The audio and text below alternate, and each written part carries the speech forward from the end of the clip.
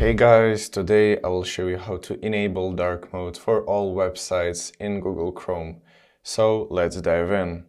So firstly, open the Google Chrome and in the search bar type in Chrome flags.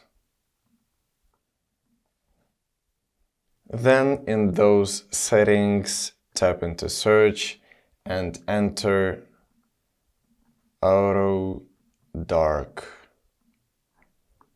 mode and then tap go.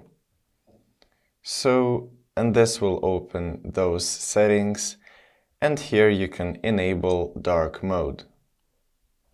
And also there are multiple other options like RGB and HSL, and each of these handles elements like text and shapes differently without inverting images.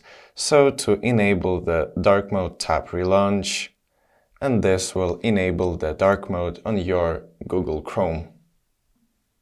So if this video was helpful for you, leave a like and subscribe for more tips. Thank you for watching.